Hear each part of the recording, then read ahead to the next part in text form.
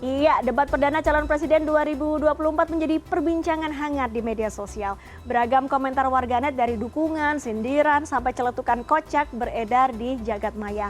Tapi bagaimana sih sebenarnya respon warganet terhadap gagasan dan penampilan para calon presiden? Sudah bersama saya di studio ada Mas Aslari Puadi, ini pengamat media sosial dari Indonesia Indikator. Halo Mas Aslari, apa kabar? Sehat ya? Alhamdulillah baik. Alhamdulillah baik. Gimana semalam? Pasti ini dong, tidur telat dong karena nontonnya seru ya. Tidur telat dan juga di luar ekspektasi sebenarnya ya. Kalau kita lihat dari setup panggung dan lain-lain dikira kaku gitu, ternyata seru dari sejak awal. Cair juga ya, Cair, meskipun benar. saling serang seperti tadi ada yang komen saya yang ketakutan. Oh iya benar.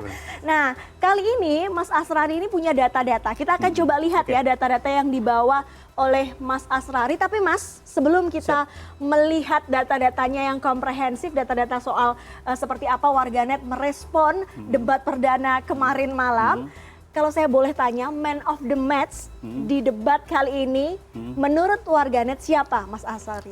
Gini ya, kalau kita ngelihat riuh di perbincangan netizen gitu ya, memang panggung debat capres-cawapres itu agak mirip juga dengan panggung sesungguhnya gitu. Jadi kubunya pendukung Prabowo dan juga kubunya pendukung Anies itu lebih banyak kemudian mengeluarkan pendapat-pendapat unggahan di media sosial dibanding kubu Ganjar. Tapi nanti kalau kita lihat di data juga, itu ternyata yang mendapatkan sentimen positif justru kubunya Ganjar gitu, kubunya Ganjar Mahfud ini. Ini karena memang kan saling serang tadi yang disebutkan oleh Mbak Dea tadi, bahwa kubu Prabowo dan Anies itu paling banyak saling serang, kemudian yang mendapatkan justru positifnya adalah kubu Ganjar Mahfud itu. Berarti Ganjar Mahfud ini bisa mendapatkan sentimen positif di sosial media. Kita akan coba lihat ya, seperti apa sih secara komprehensif. Silahkan Mas, kalau Mas Aslari mau coret-coret, ini boleh dijelaskan. Ini demografi perbincangan debat Pilpres. Iya, ini kita ngambil soal topik debat Pilpres gitu ya.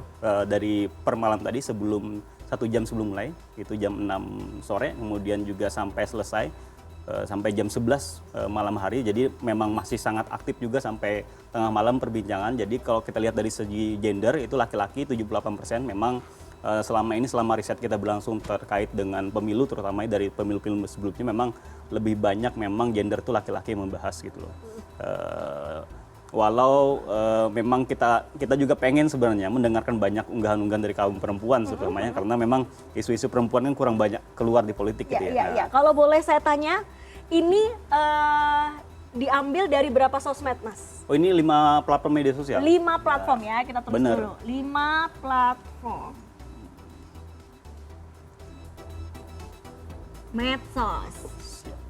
Kira-kira respondennya di angka berapa puluh ribu? Kita ada 33.000 lebih, 53.000 lebih, kemudian dari 33.000 akun gitu ya. Jadi cukup ramai sekali gitu ya.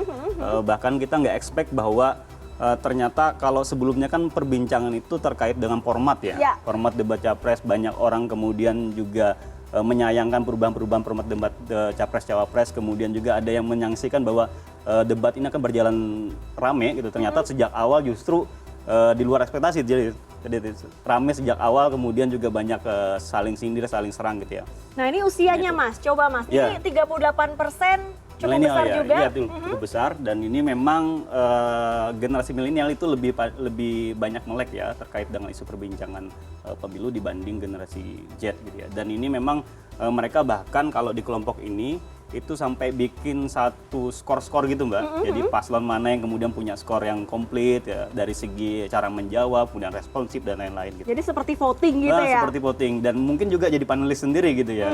Ini ada yang sama nih Mas, 27%.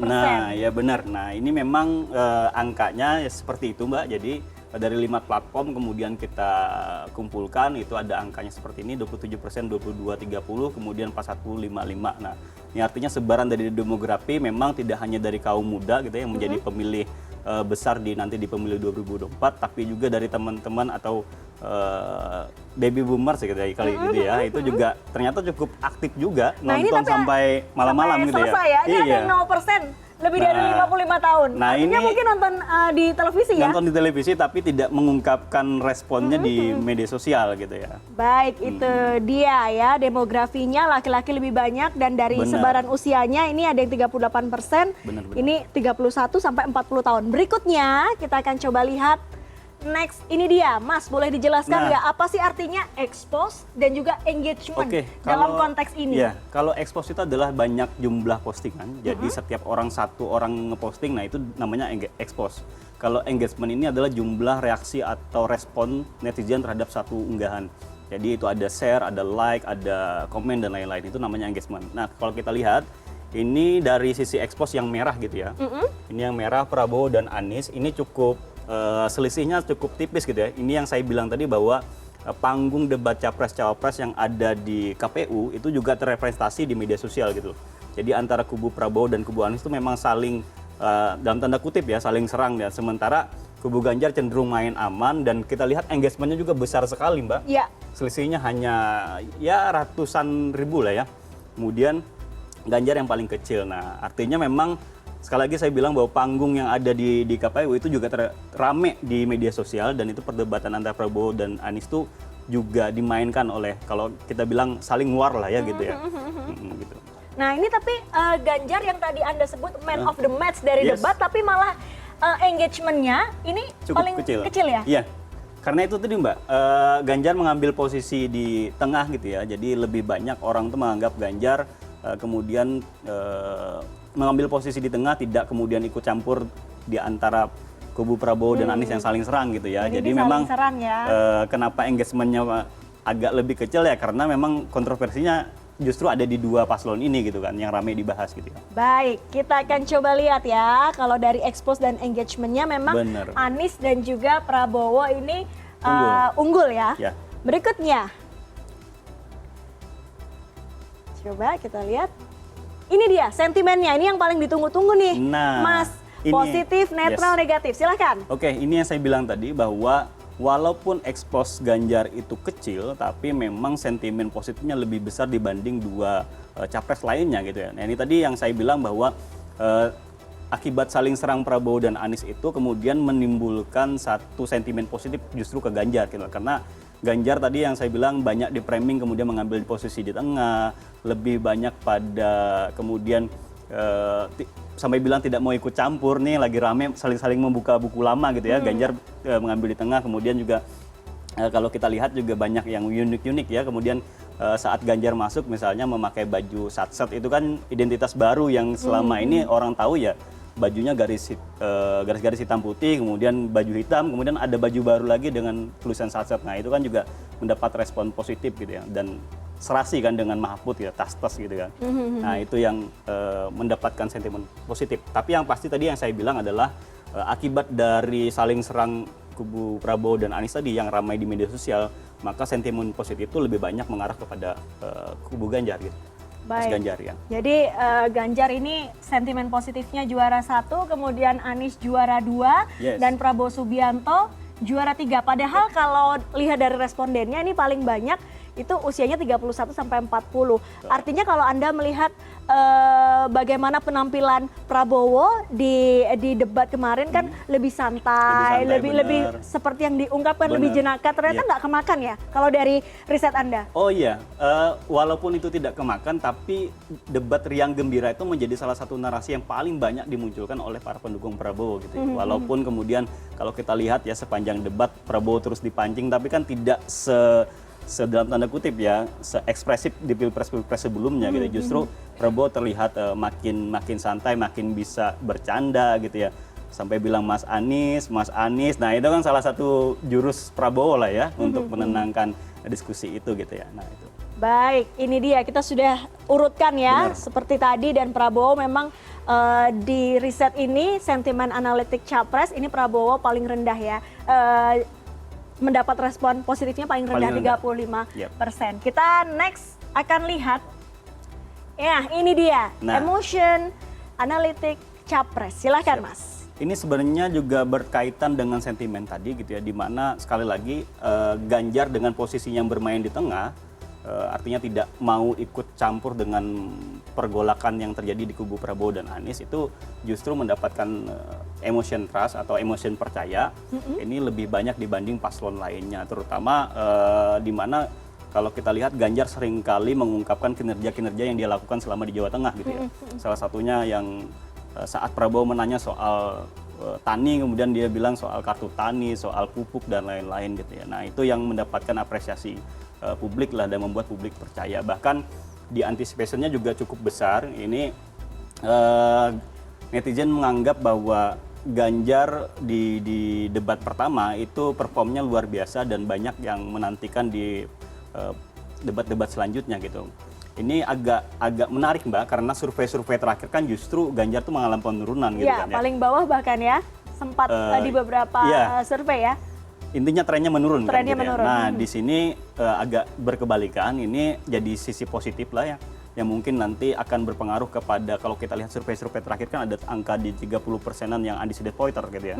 Jadi mereka yang belum memutuskan akan memilih kemana, dan saya kira ini lebih banyak pemilih rasional kalau angka segitu itu. Dan ini debat mungkin saja Ganjar dari debat pertama akan mengambil sisi positif itu, dan mungkin juga akan banyak pemilih rasional yang pergi ke Ganjar gitu. Nah, kalau spesifik soal surprise, ini Yes. Pak Prabowo paling tinggi. Sementara Anies 5%, kemudian Ganjar 3%. Iya. Ya, survei tentu banyak kan dari sebelum debat juga berlangsung kan banyak kemudian kejutan-kejutan yang dimainkan oleh kubu Prabowo gitu ya. Misalnya soal gimmick gemoy, kemudian beberapa kali juga Pak Prabowo mengeluarkan statement bahwa ingat Mas Anies gitu ya, bahwa jabatan itu tidak usah dikejar gitu kan ya. Dan ketika dipancing pun kemudian Pak Prabowo banyak menjawab dengan gaya santai, itu juga mengagetkan kita gitu loh. Walaupun kalau kita tahu sebelum-sebelumnya ya sering kepancing. Nah, ini yang membuat juga publik agak surprise juga dengan sikap Prabowo gitu. Baik, itu dia. Kita akan next lagi. Ini polarisasi netizen. Ini dia. Nah, ini. Apa yang dimaksud polarisasi dalam riset Anda kali ini? Iya, jadi ini jejaring percakapan di Twitter gitu ya. Jadi ini kita mau melihat sejauh mana sih percakapan soal debat Capres-Cawapres malam tadi gitu ya. Kubu mana yang paling banyak memainkan isu ini, gitu. Kemudian kubu mana yang kemudian kalau kita lihat angkanya cukup besar nih Mbak. Ya, itu netral ya. Netral gitu ya. Jadi ini mereka yang tidak mau mengunggah soal tertuju langsung soal paslon-paslon yang ada, tapi justru membuat meme-meme gitu ya. Kayak misalnya di antara dua ini saling berkelahi, kemudian muncul meme soal Tom and Jerry misalnya gitu. Ada Ganjar kemudian yang hanya melihat gitu kan. Nah, meme-meme seperti itu yang menambah seru media sosial gitu ya. Artinya kalau kita lihat di balik war netizen juga ada mereka yang lebih memilih netral, membawa pada debat yang lebih riang gembira gitu. Mas, dari data-data yang tadi sudah ditampilkan, yang membuat saya juga penasaran sejauh apa Anda meyakini hasil riset di sosial media bisa memengaruhi ketika bulan Februari nanti di bilik suara?